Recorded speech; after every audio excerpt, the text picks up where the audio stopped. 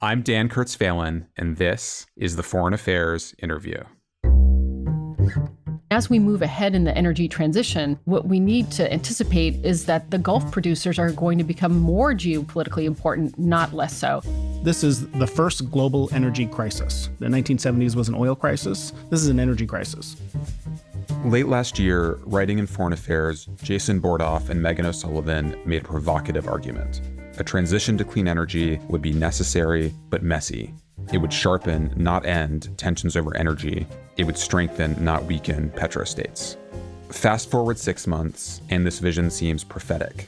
The war in Ukraine has reminded us of the power of Russia's energy resources. President Biden is heading to Saudi Arabia to patch things up with the Crown Prince. And as Bordoff and O'Sullivan argue in a new piece for Foreign Affairs, the world is at the start of an energy crisis worse than anything we've experienced in decades.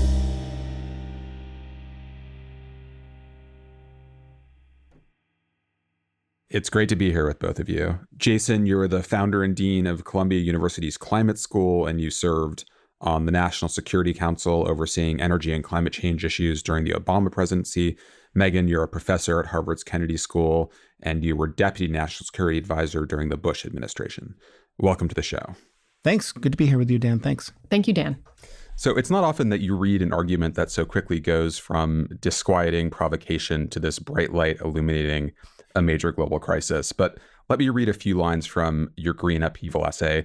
This was published last November, a few months before Russia's invasion of Ukraine. Petrostates, you wrote, may enjoy feasts before they suffer famines because dependence on the dominant suppliers of fossil fuels, such as Russia and Saudi Arabia, will most likely rise before it falls. And about Russia specifically, you wrote, quote, in the messy transition, Russia's position vis-a-vis the United States and Europe may grow stronger before it weakens. Going back to last year when we first had discussions about this piece, what were you seeing about the still nascent transition from fossil fuel dependence to clean energy that you think most analysis of these issues, and especially their impact on geopolitics, was missing?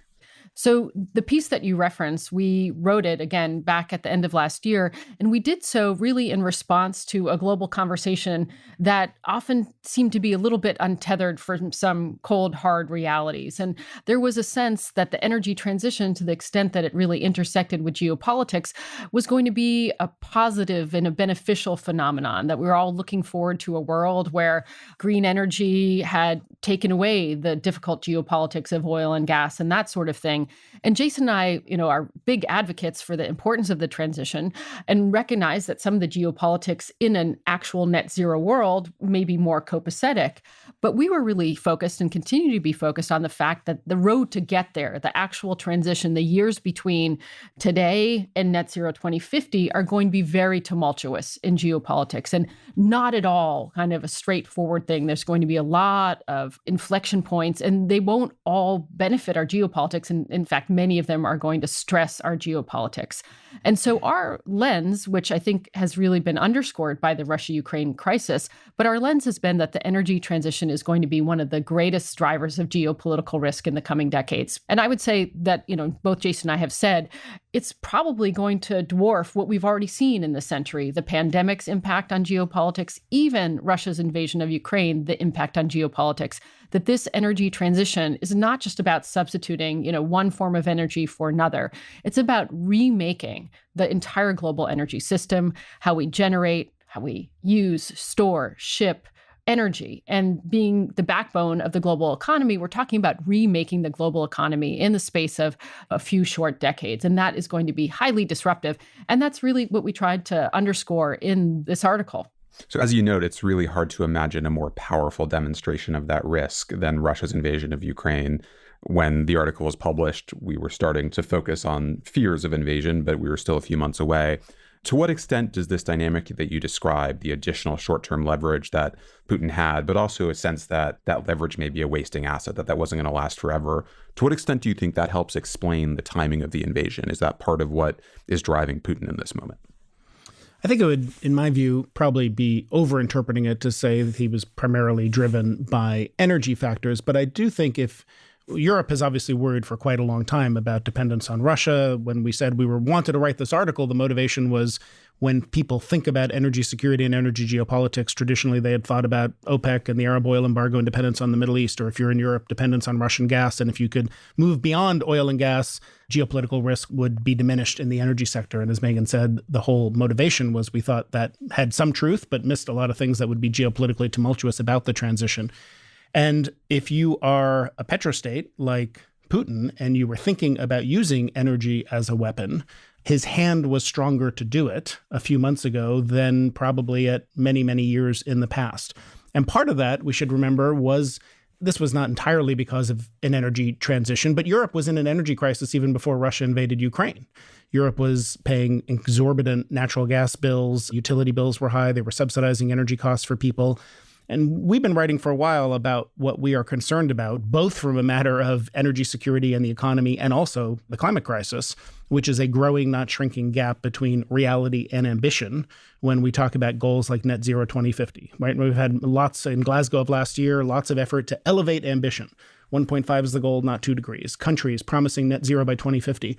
The reality is oil use is going up, gas use is going up, coal use is going up, other than recession or pandemic. And if investment fails to keep up with the pace of growth in hydrocarbon demand, you see tighter markets and price crunches. And then if you are thinking about cutting off supply or threatening to do so, your hand is strengthened. And that's why we were sort of saying there could be feast before famine, as you said, for petrostates like Russia or others like OPEC, particularly Saudi Arabia, which is where the spare capacity sits, the ability to put more oil on the market in short order. Because if we do have mismatches between the pace of transition on the supply side, particularly for oil and gas, and how quickly demand actually falls, we're going to need the major petrostates more before we need them less to ensure that we don't have big price spikes and market crunches and all the economic volatility that we're seeing now. Meghan, I'm curious for your view on how that leverage looks from Putin's perspective, but also one specific element of this was Nord Stream 2, which was starting to come closer to fully being online in the months before Ukraine. Is that part of what gave Putin the sense that he might have leverage that he hadn't had a few months before? I'm not entirely sure what the thinking was behind doing it at that particular moment vis-a-vis Nord Stream 2. I think there were a lot of things that went into his decision, and I think there'll be many PhDs written about it, and hopefully there'll be some documents that we can read that will help give us some insights. Nord Stream 2, to my best guess, Putin must have thought it was done. He must have thought it was a done deal. There were just a few final hoops that needed to be jumped through. It seems that his leverage would have been even greater had Nord Stream 2 been open. So it does seem slightly odd in terms of timing because it seems he would have had even more leverage. But I think he rightly, and we're seeing it right now, he made the calculation that Europe's dependency on Russia, which is and was, quite extensive, both in oil and gas, but also coal and some other important elements as well. So he made the calculation that this dependency really would insulate him from some of the worst impacts, political impacts. And I think to some extent he's been right. On the other hand, the energy crisis that is ongoing right now unfolded in ways that people didn't really anticipate. Both Jason and I were in the US government, and, we probably both had conversations with our European counterparts over the course of decades about how they had this dependency on Russia and how this could provide Putin with geopolitical leverage. And the imagination was always that Russia was going to be the one to cut off the supply of oil and gas to Europe. And what we've actually seen up until very recently is the opposite, that actually Europe has felt compelled to disentangle itself from the energy relationship because of the moral imperative of not being the funders of this war. And so we've had a different political dynamic. I think we're going to end up in the same place, which is that there is very little energy trade between these two blocs for a variety of reasons. But it certainly has, insulated Russia to a certain extent. And even if we look at the debates happening right now in Washington and European capitals, there's a real debate about how much does the world want Russian oil to disappear from global markets because of the very real economic consequences of that. So how much do we want to provoke the energy crisis at a time of very slowing growth and very, very high inflation? So it's clear that, Russia does have a lot of leverage here. Jason, how does that very delicate decision and that balance look from a European perspective right now? Has Europe moved more quickly than you would have guessed to cut off Russian supplies? A little bit more. I think actually Meghan and I talked about this early on, and she was a little more prescient in sort of the insight that you simply can't have images this horrific of what's being done in Ukraine and the position that we're going to, the whole goal of economic sanctions is impose pain on your target, but minimize it on yourself. And there are some ways you can do that more easily. And energy is one of the harder ways, especially in a market that was already tight before this all happened and at risk of price spikes. That it would simply be an unsustainable position to say, well, we would like to impose more economic pain on Putin, but we just can't pay the price at the pump or in our heating bills. And that is, in fact, what we've seen, growing pressure where the urgency of putting more and more pressure on Putin is building. But we are starting to see, obviously, cracks. There are different views within Europe, which is why in the end they did almost complete, but not complete ban, because they wanted to separate some of the pipeline imports from the seaborne imports. There's discussion now about whether there'll be sanctions on shipping insurance that would make it harder for Russia to redirect oil that had gone by pipeline to Europe to maybe other places that buy it at a discount, like China or India. And public reports that the U.S. is maybe encouraging Europe not to be as strict on that. We had Kadri Simpson, the European Union Energy Commissioner at the Energy Institute I lead at Columbia a few weeks ago. And I sort of asked her this question, is in fact the goal to force Russia to redirect, not eliminate its energy supplies, but take a big discount for it. And you kind of reduce their revenue 30%, but you still get the oil coming to market, which means we minimize the pain on ourselves. And she sort of said that's a part of the strategy. So I do think that we're trying to walk this fine line, as we always are, imposing sanctions, like we did when I worked in the Obama White House, imposing sanctions on Iran. How do you put pain on Iran, but not push up prices for yourself, especially in a world today where there's very little spare capacity, very little alternative sources of energy supply, oil supply that you can put on the market to offset the loss of Russian oil. To what extent can those Asian markets, especially China and India, take up all the slack for Russian oil? And to what extent is that going to reconfigure geopolitical relationships in Asia? Sure. It's a great question and one of debate. I have some of my economist colleagues at Harvard say, in a perfect market, it's a global market, and that Russian oil that will no longer flow to Europe should get absorbed with some time and some dislocation, but get absorbed completely into other markets. The reality is, I think this is going to be stickier than people assume for a variety of reasons. And I'll just throw out a couple. One is the shipping and insurance sanctions that are still unclear, but I'm a believer that if those do go into effect in an aggressive way, they will, as Jason suggested, make it very difficult to reallocate all of the oil. And we're talking about half of the oil that Russia exports to the global economy has gone to Europe. So we're talking about, a very substantial amount of oil. So if there are those insurance sanctions, if they are aggressively implemented, that will be a big constraint. But there are other constraints as well, and some of them fall into the basket of political and energy security constraints. So China is an obvious place for a lot of this energy to flow. And we have seen that China is absorbing a good part of this energy. But the constraints there are more that China is very, very serious about its own energy security. And it has had a policy that it doesn't want more than, say, 15% of any supplier to provide energy in a certain market. And so there'll be a limit to how much China really wants to be fully dependent on Russia for its imported oil. Russia's already become the largest exporter over the last couple of months to China. And I think there'll be, a lid on what Chinese leaders are comfortable with. What's interesting now is that Russia oil into China is pushing out Middle Eastern oil into China. And there's all kinds of political dimensions associated with that if we get into talking about OPEC plus. So there are political constraints. India is obviously a place that's welcoming an influx of discounted oil, but we have to really look at the numbers. So you'll hear people say that, India has tripled or quadrupled how much oil it's importing from Russia, but it really was only getting, say, a little bit more than 1% of its oil from Russia at the beginning. So, it's a magnitude. So I guess that one, we don't know exactly. Two, my sense is this is not going to be complete. So that means there's going to be more upward pressure on oil prices in the absence of something like a recession that really affects demand. And if you put it against some of the other things that we may get into in greater detail about the oil market, we're moving into a territory where there's very little excess supply in the system, very little spare capacity, even if Biden is successful in bringing the Saudis and the Emiratis to bring more to market. So there's very little room for mishaps, accidents, other geopolitical problems like Iran.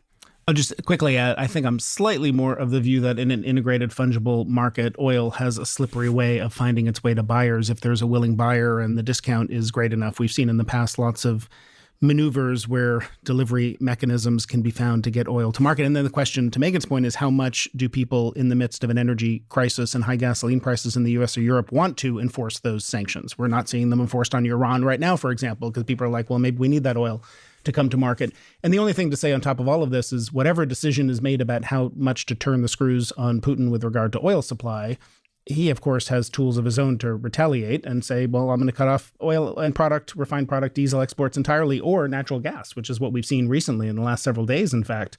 More announcements that there are maintenance problems and supply problems, which are forcing Russia to curtail gas to Europe. And as we know, it's much harder to replace natural gas in much less fungible global market, with some exceptions. And that would be really economically painful for Europe going into this winter if they lose Russian gas supply. Yeah.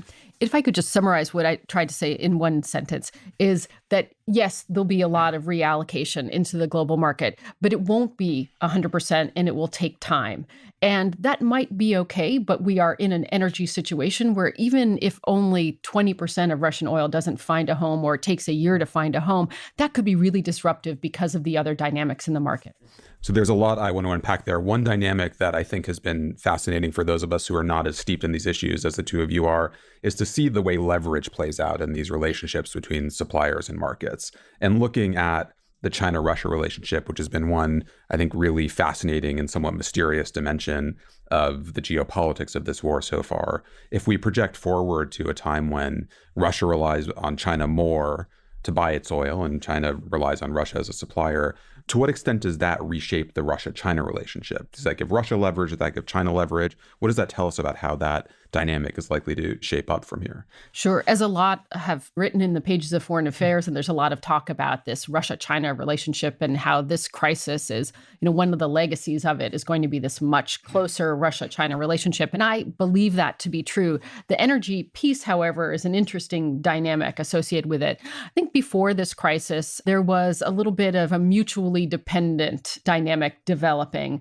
But now we're seeing something, if the trajectories hold, where in this relationship, which is very strong, the energy dynamic, in my mind, really reinforces the dominance of China in this bilateral relationship. So as much as they would like to present themselves as equals, and as much as maybe the two leaders see themselves as equals, the reality is that China here is going to be the one that holds the cards. And this will be true in a whole number of ways. But, Russia will have a narrowing of markets for its products. China will continue to have the global market to draw upon if it likes to do so.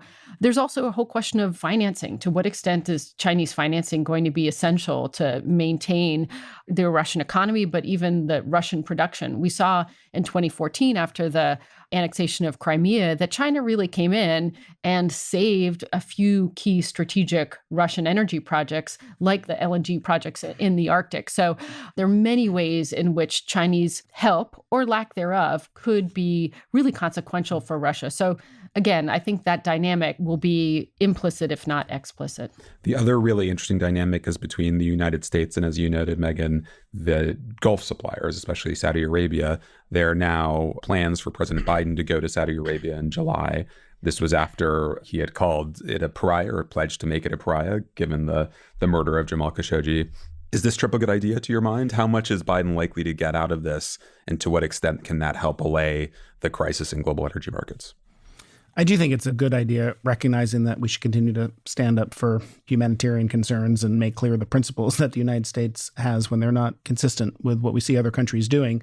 I think a lot has been made about this, particularly in energy circles, about the oil crisis we're in, and therefore Biden has to go to Riyadh. I think even if energy prices were lower, there would still be a desire and an interest among many foreign policy advisors around President Biden to say, for other reasons, in addition to energy, the U.S.-Saudi relationship is important, and it's important to sort of repair and restart that relationship. Energy certainly contributes and is an additional motivation and factor there. And this is the history of oil markets for decades, right? Saudi Arabia is unique in the world, not only because they're such a large producer. The U.S. and Russia produce almost the same amount of oil. They're unique because they hold spare capacity, which is at a cost to themselves, the ability to rapidly put additional oil supply on the market or make a decision to pull oil supply off, and that helps to balance volatility in the market. In a moment like this, when you're in an oil crunch and prices are going up and gasoline over $5 a gallon and diesel even higher, there's not many tools for the Biden administration to try to do something about that. You can release the strategic oil stocks. They've already done that. You can try to think about sanctions toward Venezuela, Iran sanctions, some other unpalatable options. The history of oil crises is because there's not that much you can do in the near term. One of the first things presidents on both parties do is pick up the phone and call Riyadh. And I think you're seeing that here. So it's important to remember there's actually a limit to what Saudi Arabia can do to put additional oil on the market right now. They can do some, but probably not enough to balance the dislocations that we have now. And there's a reason Saudi Arabia holds that spare capacity. Part of it is that is in part where geopolitical influence comes from. Their ability to respond to that phone call and help to damp down oil prices around the world is a pretty powerful tool because there's not many other ways to do that. And I'm sure that will be on the agenda. We just saw in OPEC a few weeks ago, Saudi say they would put oil on the market a little faster than they had otherwise planned to. And I suspect you probably will see additional supplies coming to market after that. But there is a limit. We shouldn't pretend that Saudi Arabia and OPEC can sort of solve the energy crunch that we're in alone. And I would just say that I think one of the things that inspired Jason and I to write that piece that we mentioned at the outset of this podcast was constantly hearing from people, well, the Middle East doesn't matter as much. The U.S. is more energy independent, or at least at the time, we're the largest producer of oil in the world. And all of those things, are interesting, and there's certainly a changing dynamic. But the reality that I think everybody is waking up to is that the Middle East is going to be important for a variety of reasons, but also because of oil markets for the foreseeable future. And as we move ahead in the energy transition, actually what we need to anticipate is that the Gulf producers are going to become more geopolitically important, not less so. And that is because as we move into a world where demand for oil goes down, that's not where we are today, but we're anticipating as we move to net zero, the world will use less and less oil, but it's never likely to use no oil at all. If you look at the net zero scenarios of multiple organizations, they all have some element, and it's substantial. It's a lot less than today, but it's still substantial part of the world using oil. And because of dynamics to do with costs and carbon footprint, the last standing producers are likely to be Saudi Arabia, the Emirates, and some other Middle Eastern producers. So the Middle East will be a larger part of a shrinking pie, and that means they will have more geopolitical leverage. So the idea that we don't really need to pay attention to Middle Eastern powers, or we can treat them differently because we don't need their oil, is a real misreading of reality. That's such a fascinating point that cuts against such a strong consensus in American foreign policy debate. What I think the rest of us are missing, if I understand you correctly, is that even if the U.S. uses less Middle Eastern oil, the Middle East will still shape markets in a way that will affect all of us. Exactly. We'll be back after a short break. Are you on the hunt for high quality, good-looking clothes at an affordable price? Well, Charles Tyrwhitt makes it easy for men to dress well and at a value that can't be beat. Charles Tyrwhitt is a premium quality London-based menswear brand, known for its finely crafted shirts in a variety of colorful styles, backed up by a 6-month guarantee. Check them out at ctshirts.com and use the exclusive promo code LISTEN to get 3 shirts or polos, plus free shipping for only $99. That's ctshirts.com, promo code LISTEN. Or visit one of their stores today, ctshirts.com. Let's switch gears to the other big element here before we return to this question of how the energy crisis goes from here. And that's, of course, the fight against climate change and this essential and long overdue process to move towards net zero. In your most recent piece for Foreign Affairs, The New Energy Order, you wrote, quote, "The current energy crisis has refocused the world's attention on geopolitical energy risks, forcing a reckoning between tomorrow's climate ambitions and today's energy needs, and offering a preview of the tumultuous era ahead." Given what we've seen so far in the last few months, how is this reckoning playing out? Are we seeing climate ambitions losing out thus far? We're not seeing climate ambitions losing out, but I think we are seeing countries recognize that the steps that you can take to deal with near-term energy crunch may not be the same as what you need to do to make yourself more secure for a longer-term energy transition. This crisis is notable in a couple of ways. There's nothing new about energy crises and boom and bust cycles, but this is the first global energy crisis. The 1970s was an oil crisis. This is an energy crisis. Oil, gas, coal, myriad other commodities. And it's also the first energy crisis of a clean energy transition. And that is a theme that kind of comes through in both the articles that we did in the pages of Foreign Affairs. That's important because, as Meghan said, this is going to be one of the most disruptive geopolitical forces of the coming decades, the energy transition. And we've, in recent years, had a growing, not shrinking gap between ambition and reality. And so, as we said before, we were in kind of tight energy markets even before this energy crisis started. And if you restrict supply of oil and gas by stopping investment, but you don't actually make demand go down, you are more vulnerable to the kind of crunches that we're facing now. So the question is, how do policymakers respond? And I think it is critically important to say the things that make you energy secure can also be many of the things that make you more climate secure. And if we reduced our dependence on globally traded hydrocarbons that are inevitably exposed to geopolitical risk, there would be improvements in energy security. And obviously, that's what we need to do for the climate crisis as well. It's just that you can't do those by this winter or next to make sure you can keep the lights and the heat on affordably in Europe or keep gasoline and diesel prices affordable around the world. So people are taking policymakers, President Biden is writing letters to all the refiners in the U.S. and saying, ramp up your refining capacity immediately. He's calling the shale producers and saying, increase shale production immediately. But also they're reluctant, as are people in Europe, to do things that are inconsistent with where we want to be 10, 15, 20 years from now. And the point of the piece we wrote in the latest issue of Foreign Affairs was, what kind of new tools of government policy might we need to manage the disconnect between the fact that there are things that are needed today to meet energy security needs, which still involve a lot of oil and gas, while at the same time we want to accelerate, not decelerate, the transition moving forward. And we do see plans in the European Union, like the Repower EU plan, to try to accelerate the pace of deployment of clean energy, green hydrogen, all these other tools. I'm optimistic many of those will make progress. Again, they just don't happen in timeframes that help with the immediate energy crisis we face. I am pleased to hear that you are optimistic over the long term, but just to linger on the short-term pessimism for a moment, one thing you note in the new piece is that coal has been a big winner from the crisis thus far, and coal is, of course, much worse for the climate than natural gas or oil and other sources before. Surely that's worrying in the short term. Definitely. And I think here's a great example that Jason and I often have to check ourselves to make sure that we're distinguishing between hope and analysis, because, we clearly, like many, many people, have very high ambitions for how quickly and how completely the world can move to a carbon-free energy system, but the realities are pretty stark right now. And so I think when we look at the short-term effects, even just the short-term effects we're anticipating from Russia's seemingly move to sever gas exports to Germany, to Italy, Slovakia, Austria, other parts of the continent, that there's a lot that can be done that's consistent, as Jason said, with moving to a cleaner energy. But in the short term, coal is going to be a big winner here. And that was true before the Russian gas flows began to be constrained. And I think assuming that that is a trend we're going to see in the coming weeks and over the course of the summer, the big winner here is going to be coal. And that's true in Europe. Europe has the ability, both in terms of the institutions,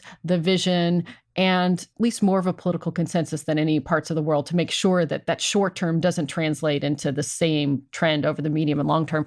But other parts of the world are not so fortunate. And so I think one of the real impacts here is on the developing world and on the ability of the developing world to make this energy transition. And this, of course, was very, very challenging even before the current crisis. And we had a situation where many parts of the world, you talk to people from many of these countries all the time, would say, we care about the climate and we're the ones that are going to bear the brunt of climate change. And that's already happening. But at the same time, we really care about the ability to deliver growth and prosperity and energy security to our country, our citizens, and our constituents. So that was already a challenge, this addressing energy access and addressing climate change. And now we pile on top of it the reality that natural gas is inexorbitantly expensive for the developing world now. So it needs to go to coal. Coal is actually more expensive. So we see places like Pakistan and India and other places having real challenges, even getting coal to generate electricity. And when we have, record-breaking heat waves, this becomes a humanitarian crisis. So I think we see the developing world having to grapple all at the same time with an energy crisis, an energy access crisis, a climate crisis, an inflation crisis, and a looming food crisis. So, to expect the developing world to be able to stay on a good climate trajectory without enormous support from other parts of the globe is really overly optimistic. Let me stick with pessimism for a second before we try to take that turn towards some optimistic policy solutions. A line that I've thought about frequently in the last few months comes from the piece Green Upheaval that you published last year. And it's really about the political effects of this kind of crisis. And this was before we were facing something quite as bad as we are now. Quoting that piece, you wrote, "If people come to believe that ambitious plans to tackle climate change endanger energy reliability or affordability, or the security of energy supplies, the transition will slow." I imagine most people around the world, even those who believe in climate change and believe we have to do something about it, are seeing exactly that kind of effect and making a decision that their short-term economic needs are going to outweigh those long-term concerns. Do you see that happening? I do. I think that what we wrote in November has sort of been borne out by what we've seen in the last several months, unfortunately. The idea behind that sentence you read was you can't have an energy transition if you're in the middle of an energy crisis. Now, some disagree with that and say that's exactly when you have a transition, right? If you look at efforts in the 1970s to increase fuel economy standards or reduce oil dependence in U.S. power plants, it was born out of crisis. But I think what we saw even more were whatever efforts needed to be taken to deal with the immediate crisis, whether they were aligned or not with the transition, is where you would go. And I think that's what we're seeing in the last several months. Again, even before Russia invaded Ukraine, Europeans were struggling to pay their energy bills. And what did we see in the policy response? We saw European governments subsidize energy prices, eliminate or roll back fuel taxes, exactly the opposite of the sort of policies you would want to put in place if you were trying to accelerate a clean energy transition. And so I think the urgency of meeting immediate needs, again, President Biden saying we need more shale production, we need more refining capacity to be used in the U.S., all of those overwhelm the focus that we need to have on saying, let's stay the course and do the things that are going to make us more resilient in the longer term to transition to electric vehicles, transition to electric heat, transition to renewables, et cetera, et cetera. So the reason we wrote that piece, Green Upheaval, which, as Meghan said in the opening, said this is going to be one of the greatest and most messy geopolitical and economic factors around the world to have an energy transition, was not to say don't have an energy transition. We want the energy transition to be happening faster. But if we're not clear-eyed about what the pitfalls will be along the way and how jagged and messy the process will be, it's going to make it harder, not easier to get there, because our political system can't sustain that level of volatility, disruptiveness, messiness. We need more, not fewer tools to smooth that volatility moving forward so we can have an energy transition. You noted in the recent piece that in the 1970s, government intervention made the crisis worse.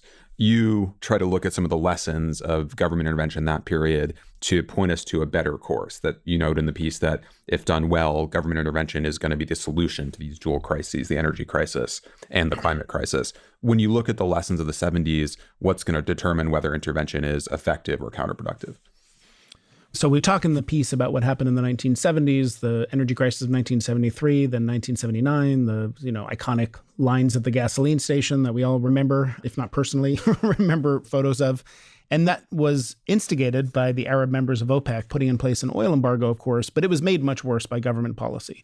And you had in place price controls and import restrictions, a complex allocation system where the U.S. federal government micromanaged who could buy energy and at what prices. And it really made it much harder for the market to respond to an energy crisis and reallocate supplies. And one of the benefits of the response to the 1970s was a general sense that there's a lot to like in free market forces to create more energy security because you're part of an interconnected market. And if a hurricane hits the Gulf Coast or a worker strike hits Venezuela, markets can adjust and supplies can move around, and we have a global interconnected, energy market now. But we went on to say that that doesn't mean there aren't market failures. Where does energy security come from? The market alone doesn't provide the redundancy, the extra infrastructure, the sorts of things that are not going to be used. You'll have low capacity utilization. You might build LNG terminals. The cheapest gas for your economy might be pipeline gas imports in Europe, but you want to be resilient to the idea that those pipeline gas imports might be disrupted. So you want to have a few LNG import facilities on standby. There's not a commercial rationale to do that. Government would have to socialize those costs for energy security. The same with the refining capacity in the US today or a number of other examples. So there are ideas, including in the newspaper just this week, where, the Biden administration, people are speculating, might restrict the exports of U.S. crude oil or refined petroleum products. Listening to all this, many people will look hopefully towards the future after the energy transition has made more progress, when we're much more reliant on clean energy. One of the things that is really striking about the Green Upheaval piece is all of the ways in which you show that these geopolitics will continue to be really complicated, even in a world where we've moved beyond oil and coal and natural gas in most ways. You note that Russia builds more than half of the nuclear reactors outside of Russia, and then China accounts for another 20%. You note that in all sorts of ways, the green energy supply chain is incredibly reliant on a small number of producers for lithium and cobalt and China's control over solar cells. So none of this gets particularly easier even once we've gotten through this transition. How do you see the balance of international power and the effect on geopolitics when we're in that phase? Well, I think, as you said, what motivated that piece in the origin, as Meghan said, was the idea that historically energy security and energy geopolitics has often been viewed as OPEC in the Middle East or gas in Russia if you're in Europe. And there was a sense that if we have a successful clean energy transition, things would be more copacetic from an energy security standpoint, and we wouldn't need oil and gas, and there wouldn't be any more energy geopolitical risk. And our view was that was badly wrong for some of the reasons Meghan said at the outset, that in fact this would be a very geopolitically disruptive force, both the process of transition. So part of this is we've talked a lot about the end state we need to get to, net zero by 2050, need to move much faster to get on track for that. But the process of getting from here to there and how uncertain that was going to be and who would be the producers that would kind of fall by the wayside first, what forms of clean energy would come in, how volatile it's going to be. And we're seeing that today. It's inevitably the case. We're going to have political fits and starts going from Obama to Trump to Biden. We're going to make some bets on technology and we're going to get those bets wrong. We're going to move to an electricity grid with much more intermittent renewable energy, and we're going to have to figure out how to manage that. And we can do it, but we're not going to get it all right. And that kind of volatility, if it leads to price crunches, price spikes, is going to make it harder, for the reasons we said before, to sustain that sort of political support for where we need to go. So the clean energy sources themselves will also bring new sources of geopolitical risk, like, as you said, dependence on critical minerals, most of which are refined and processed in China. We write about rising tensions between developed and developing countries for reasons of equity in the energy transition. And, this is $3 trillion a year, roughly, of capital that needs to be invested in the transition. Most of that will be in the developing world, not the developed world. Where's that money going to come from? These are parts of the world that did not cause this problem, are not responsible for historic emissions, don't have the capacity to deal with it. We see rising trade tensions playing out as some countries impose trade restrictions to try to encourage other countries to take stronger climate action. So there's a range of geopolitical risks that may arise with new sources of clean energy too. And again, that's not a reason not to have an energy transition. We just have to understand them, anticipate them, and build new tools to manage volatility and to smooth the process of transition to ensure energy security in a multi-decade process of transition. The challenge, I think, for policymakers now is how do you think about recasting energy security in an era of energy transition? What do those policy instruments need to look like? And I would just say that none of this is surprising to anyone who watches energy systems over time, that every time we've had an energy transition, they've been different from the one we're contemplating now, but it has had major reverberations into geopolitics. So when we see big changes in energy, we should just instinctively expect big changes in politics.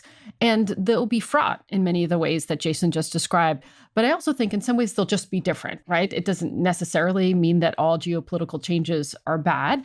One way that we expect it will be different is this transition will add momentum to the movement away from globalization, or let's just say towards regionalization. So ultimately, more countries will have a greater ability to meet their own energy needs.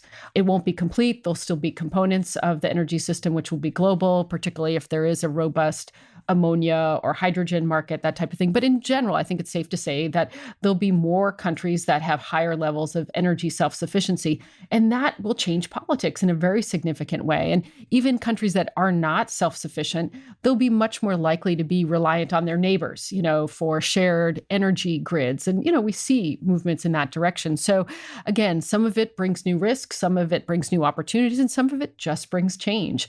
And part of what we're trying to do is just sensitize policymakers, investors, individuals to the kinds of changes we might see, but also to help us be better prepared to manage them, to make what will be inherently a volatile period a little less volatile. There is one point that we make in the piece I just think is worth highlighting.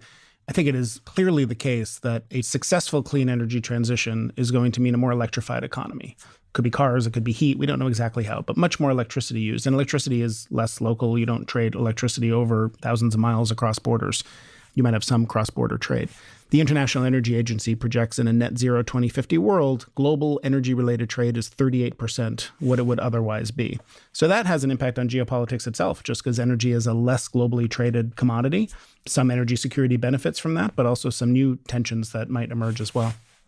Let me close by asking both of you to prognosticate a little bit about where things go from here. First, Jason, how do you see the energy crisis evolving over the coming months? You note in the piece that this is in many ways worse than the 1970s, and it's certainly more complicated. What do you think happens as the war continues and as all of these challenges persist and become more global in certain ways? Well, I worry that this is the worst energy crisis since the 1970s. It has the potential to be even worse for some of the reasons we said before. We went into it in a tighter structural underinvestment cycle, and it is not just about oil, it's about myriad other commodities. And I think there's good reason to be worried it's going to get worse before it gets better. For some of the reasons we talked about earlier, what does it look like to continue to take stronger and stronger actions against Russia to pull more supply off the market in response to the atrocities in Ukraine? What actions does Putin take in response? And if he really does move much, much more than he already has to cut gas supplies to Europe, that's going to be economically catastrophic coming this winter, particularly if the winter is cold when you need your gas for heat. You're going to be looking at governments rationing energy. You're going to be looking at governments curtailing the activities of energy-intensive industrial firms. And there is almost no buffer in the global market to cushion that at all. You look at the strategic oil stocks, you look at Saudi Arabia and OPEC, there's just no room for error, not to mention the fact that something unexpected is most likely, based on history, going to happen tomorrow, whether it's a hurricane as we head into hurricane season or something else. We saw this big accident in a U.S. LNG facility, which was a reminder that accidents happen and unexpected things happen. So a little shock like that can have an outsized impact because there's no buffer anymore. So the immediate focus is going to be on finding every additional molecule you can and finding ways to increase refining capacity or production capacity. I do think we shouldn't lose sight of the fact, I don't think we've talked about it yet, much more should and can be done on the demand side. We need more energy conservation and energy efficiency. It's a powerful tool, and we don't, I think, talk about it enough. But then you're headed into an era where there's going to need to be government policies put in place to subsidize energy costs for people. I think you should make sense to do that for particularly low-income people and vulnerable households. I think you're going to start to see other policies put in place like price caps and trade restrictions, and those come with a lot of risks, but you're just kind of out of options. And politically and economically, the situation we're in is too damaging. I hope we don't lose sight of the things we should be doing today that don't help this winter or next, but make us more resilient for the next inevitable energy crisis, whatever causes it. If it's not Russia, it'll be something else. Every time we have an oil crisis, we look for what we could scramble to see what can we do today, and the answer is not much. And if we had done the thing last time that would have made us more resilient today, we'd be less oil dependent in the first place. And then as soon as the crisis passes, we become complacent and we forget to stay the course and do the things to reduce oil use, reduce hydrocarbon demand in the first place. Those are things we need to do not just for the climate crisis, but because they can make you energy secure as well. Meghan, you note in the recent piece that in a way that I think most of us don't appreciate sufficiently, the old energy order was in many ways the foundation of international order and geopolitics more broadly. So when you look at the new energy order, what do you think and what can we speculate at this point about what that means for international order going forward once this new energy system really takes hold? Sure. Well, it's a big question on which to end, but I think some of what we've discussed here will be elements of this new energy order. And I would say that there's still a lot of uncertainty. So I've talked a lot just in this time that we've spent together on the podcast about how energy shapes geopolitics, but we also have to appreciate that geopolitics shapes energy. So it's a two-way street, and everything we're talking about happens against the backdrop of a very changing geopolitical scene. And most importantly, perhaps the US-China competition that we haven't even really spoken about yet. But, the big question is, how can we enact an energy transition in a world where the US and China are not cooperating, but they're more competitive? I think a lot of us, and I put myself in this basket, we're hopeful that climate and energy transition issues could be kind of a sea of cooperation in an otherwise competitive relationship between the US and China. That seems increasingly less likely. So, what is the geopolitical world in which we can still successfully make an energy transition, even though there's going to be more protectionism, more bifurcation of economies, that type of thing. So I think that's one of the challenges. And that will influence what this new energy order looks like. But I think on the whole, the new energy order, there's what we'd like it to be and where it's heading. And these two things are not the same, as we suggested. Where it's heading right now is an energy order where there is definitely more government intervention, and that can be both good and bad if it's not done well. It's a world right now where there's a big and growing cleavage between the developed and the developing world, and that needs our immediate attention. And as much as we're focused on how Europe is going to manage energy security and climate ambitions, or how the US may have an opportunity, we need to make sure that policymakers are thinking about the developing world's energy transition as part of a big variable of global success. Again, this movement to a less globalized world, I think, will be part of this new energy order as we know it. Thanks to you both for joining me, and thank you for both of these really insightful, important pieces. We'll look forward to more as all this continues. Thank you. Thanks you very for much. Publishing them.